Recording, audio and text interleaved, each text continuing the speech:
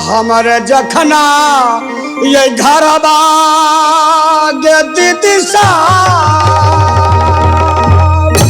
आ गंगा नदी ये धारा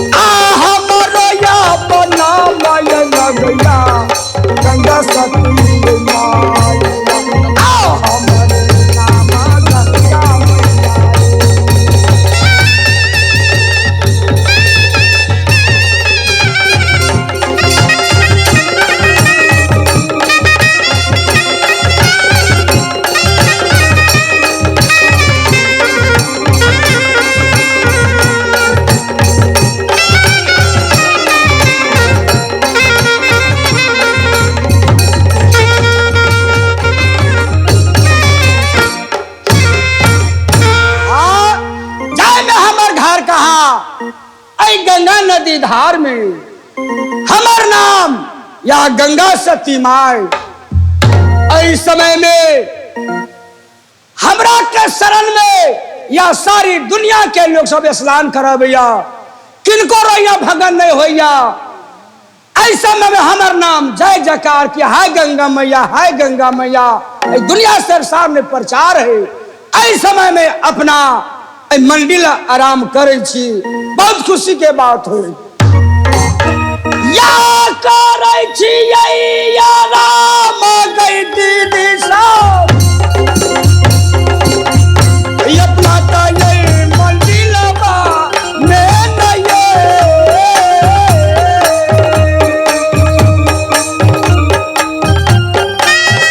नहीं या राम ये जखना अपना ये मंदिर में हम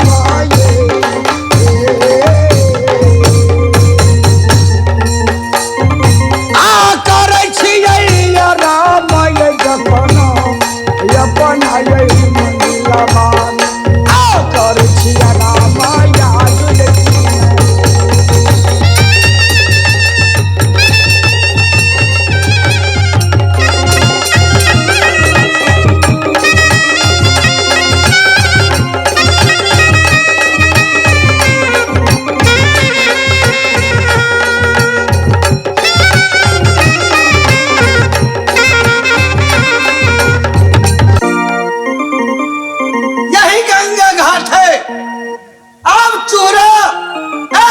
याद दिखाने लायक नहीं है। मैं डूबने जा रहा हूँ, मैं डूबने जा रहा हूँ।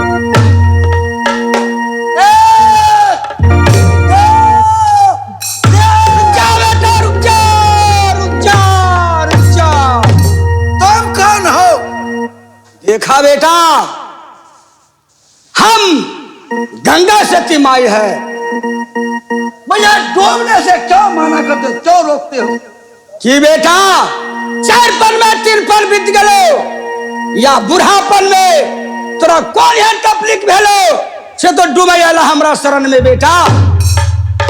माँ बेटा मेरे साथ ऐसा धोखेबाजी हुई है, ऐसा गलती हुई है, मैं क्या कहूँ। चूहरा इस संसार में मुंह दिखाने लायक नहीं। क्या बेटा रेसे तोरा मरे के छलो जवानी बैस में मरे छे, आई बुढ़ा बैस में डूब के मरबा। आई के दिन में हमरा शरण में तो मरबा डूब का, हमरा बड़ी भारी दुख लाख। ए माँ कि जे कोई डूबे भैया तेकरा हम एहन ढेहू मारे छी सजे भीड़ पर फेंक दे छी, डूबा नहीं दे छी। तैसे हमारे दुनिया संसार में नाम चलिया कि गंगा सती माई है। ये माँ, हाँ बेटा, मैंने 12 बरस मैंने नौकरी किया राजा कुलेश्वर के वहाँ। अच्छा, चंद्रा की महल की डिप्टी बजा। मैंने 12 बरस तक न बजा, एक भी पैसा नहीं दिया माँ।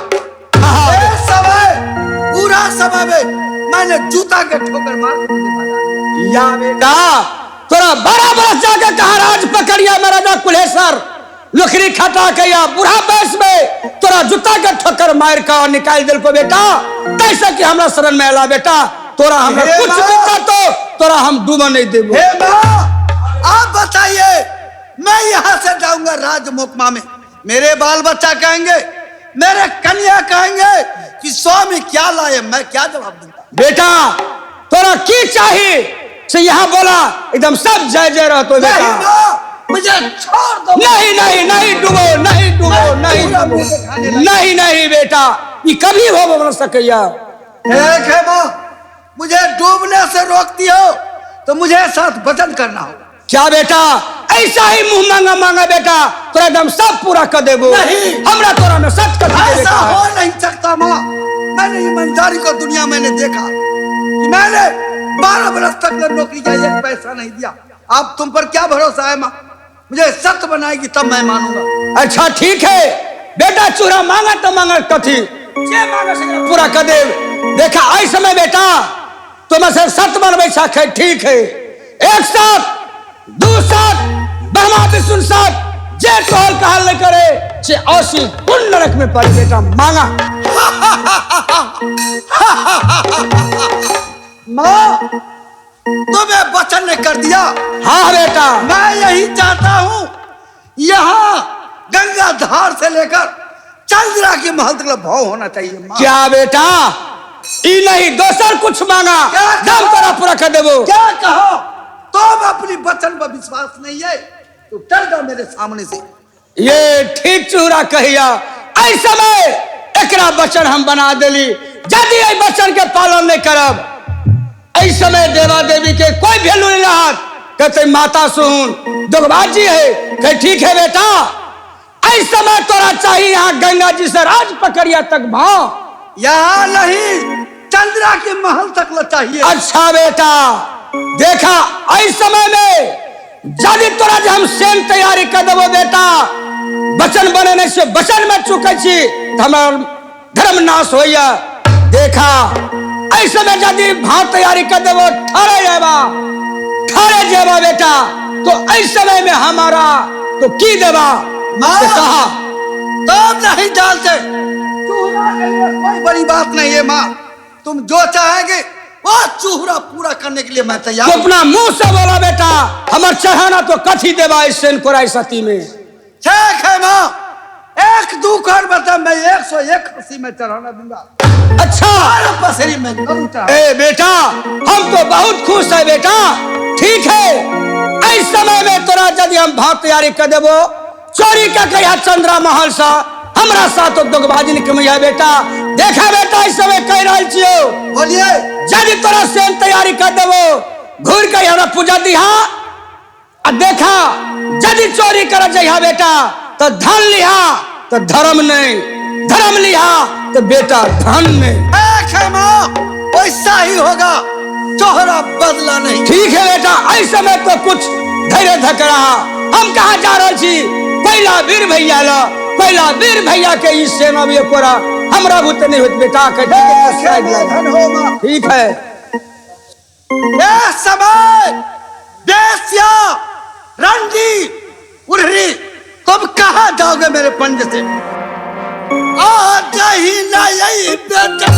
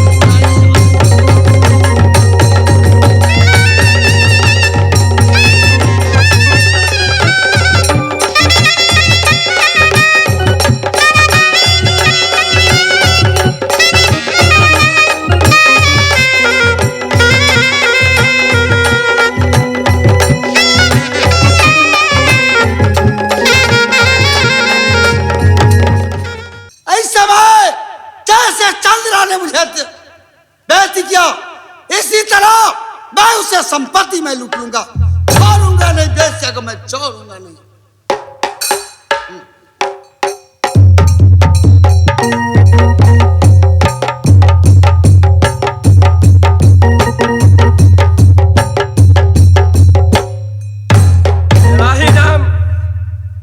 दुनिया वालों ने कहा करते हैं कोयला वीर, मेरा ही नाम कोयला वीर है।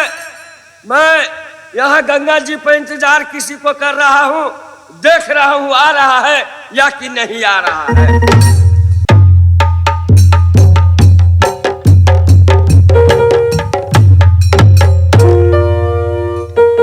12 बजे के रात है, करनिया के बेर है, जितना जीवा जन पशु प्राण है सब अपना अपना गृह में आराम कर रहे हैं।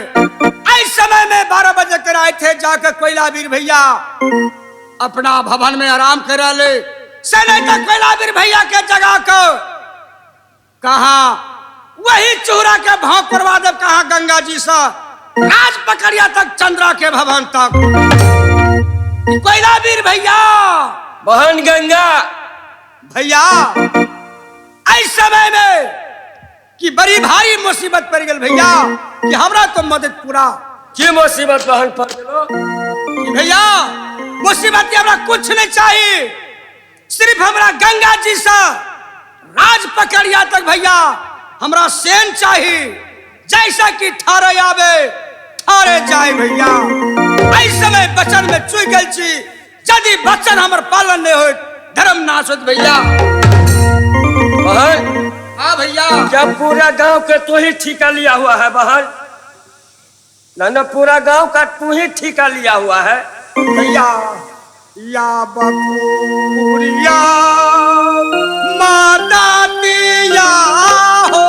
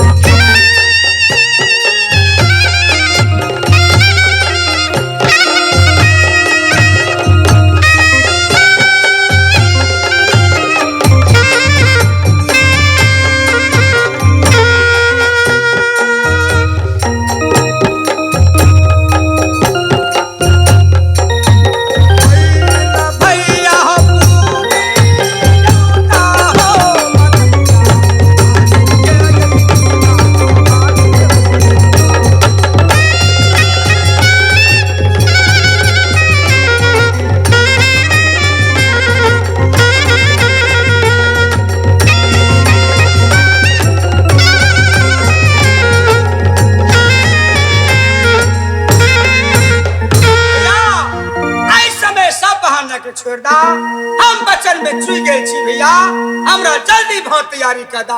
ठीक है बहन, मैं यहाँ श्री गंगा से लेकर चंद्रावती के महल तक सैन फोड़ देता हूँ। ठीक है भैया, पूरा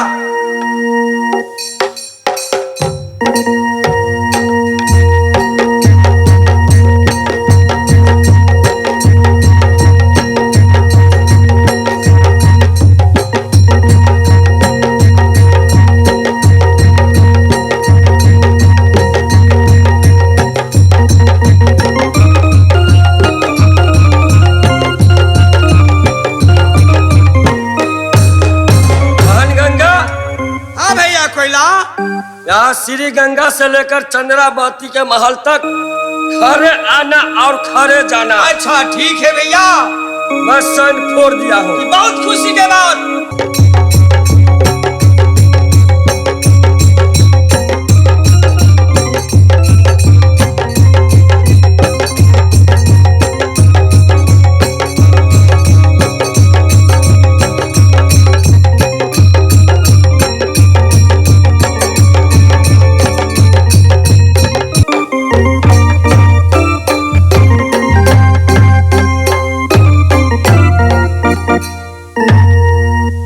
गंगा, हाँ कैलावीर भैया, यहाँ से गंगा जी से लेकर और चंद्रावती के महल तक सोन मैंने खोन दिया।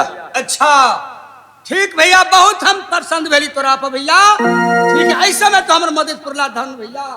कल्याण रहो बहा।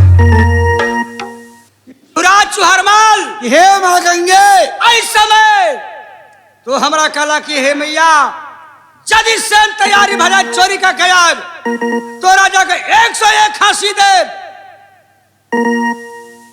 1.25 कुंटल लड्डू दे। ठीक है बेटा, इस समय तो हमार चर्चा तो नहीं भूलिया बेटा। ठीक है, अगर 4 बजे की भोर भगल बेटा तो ऐसे में ये भूतला तो जाके कहा चंद्रा के भवर में छीड़ दिया, एकदम चंद्रा नींद में बेचैन भा जाए। जेना मन होते ना बेटा, जितने सामान सब चुरा के तो धन भाग माँ, धन भाग माँ, कल्याण हो बेटा। ठीक है माँ, तब उस पर विश्वास करो, चोरा बदला नहीं गया है। ठीक है बेटा, एकदम विश्वास है बेटा। इस समय बेस्या रंडी, तुम इस समय मेरे हाथों से जाओगे कहाँ? धन